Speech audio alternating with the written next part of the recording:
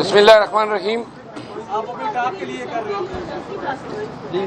کل قومی اسمبلی کے اجلاس میں وزیر اعظم کے انتخاب میں پی ایم ایل این کی طرف سے جس شخص کو امیدوار بنایا گیا تھا وہ چونکہ ممبر نیشنل اسمبلی فارم 45 پہ منتخب نہیں ہوا تھا تو اس کے کاغذات نامزدگی پہ ہم نے اعتراض اٹھایا تھا کہ چونکہ شہباز شریف صاحب ایم این اے نہیں ہے تو وہ وزیر اعظم پاکستان کا الیکشن نہیں لڑ سکتے ہیں۔ ہمارا اعتراض انہوں نے رد کر دیا۔ آج بھی الیکشن کمیشن میں فارم 47 کی بازگشت سنائی دی جب ابھی ہم رانا صاحب میرے ساتھ کھڑے ہیں۔ NA 141 پی ٹی آئی کے کینڈیڈیٹ تھے سائے وال سے اور یہ NA 141 سے فارم 45 پہ جیتے تھے، تاہم فارم 47 پہ ان کی لیڈ جو تھی 7,500 اس کو ختم کیا گیا اور مخالف امیدوار جو ہیں پی ایم ایل این کے ان کو جتوایا گیا۔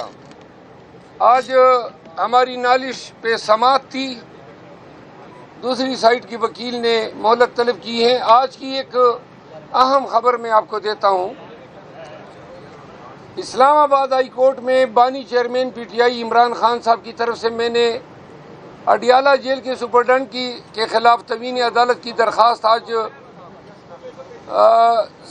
دائر کی تھی، جو کہ اس میں آج سماعت ہوئی۔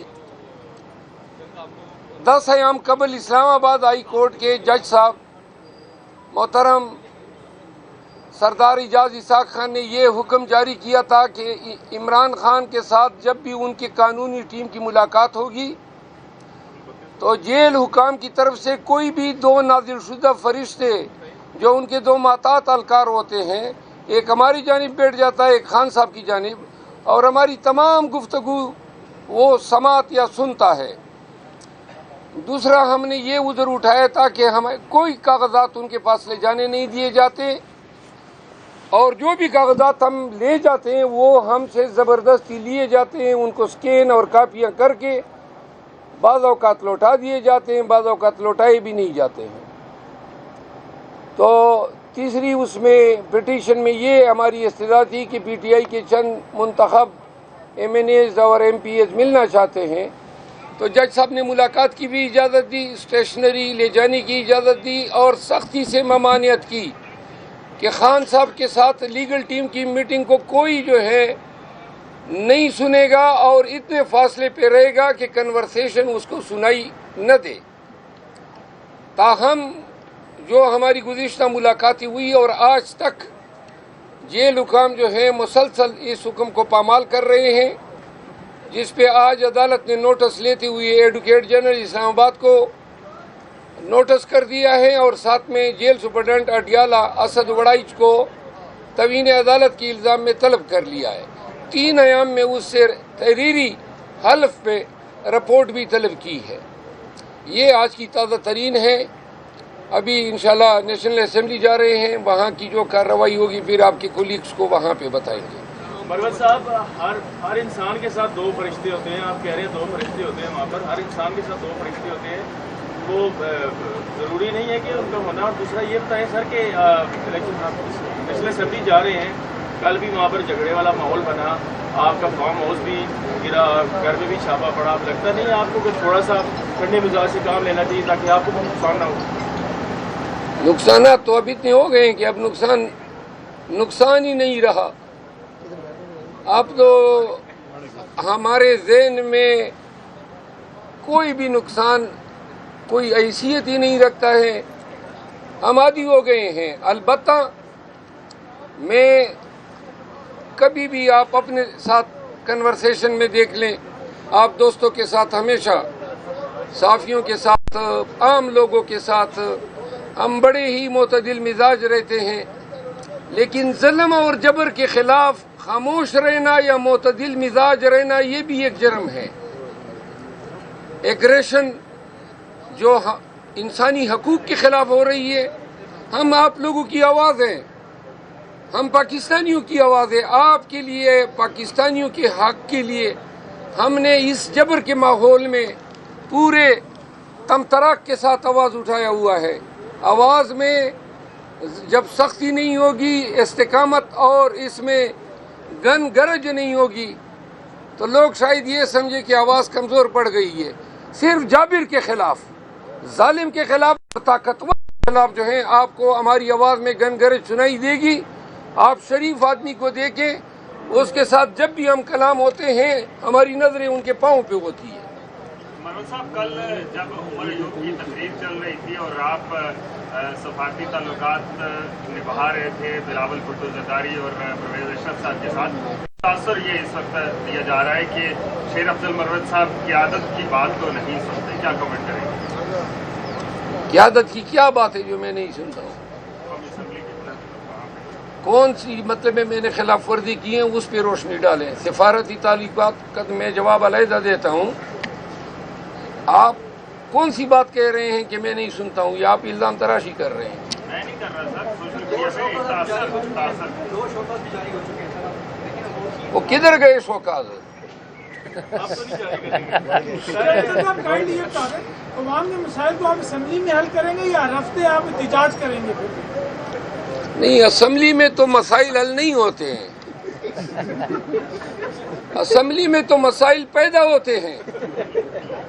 یہ مسئلہ اسمبلی میں پیدا ہوا ہے۔ یہ جو اجنبی لوگ MNA بن کے بیٹھے ہیں، شہباز شریف صاحب جو ہیں حلف کے لیے اب اس نے شیروانی بھی اپنے ناپ کی سلوائی ہوگی اور پہن کے پھر حلف بھی اٹھائے گا۔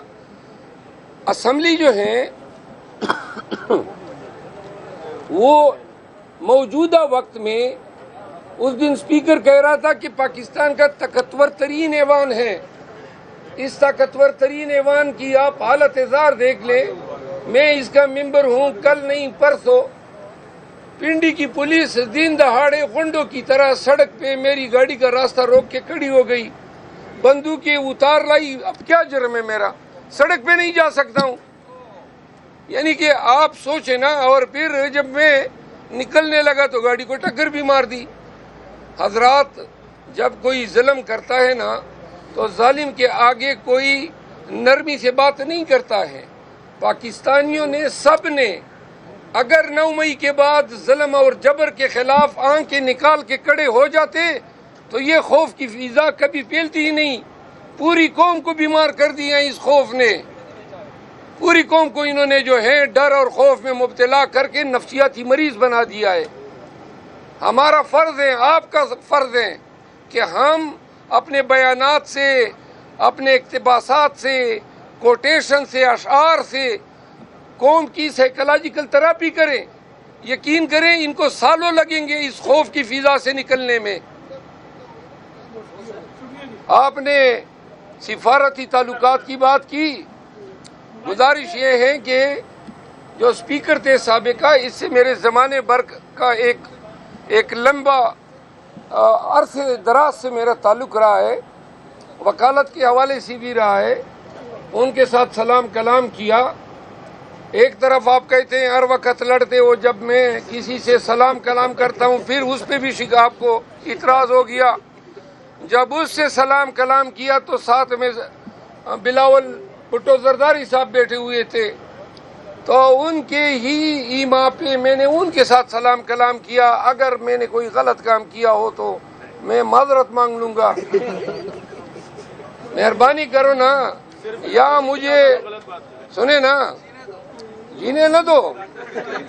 میں عرض کرتا ہوں نا، آپ نے وہ عطا تارڑ کے وہ نعرے سنے کل اسمبلی میں، جو غلیظ زبان نعروں میں وہ استعمال کر رہا تھا، اور پھر آ کے ہمارے سامنے اس طرح اڑنچو اڑنچو ہو رہا تھا۔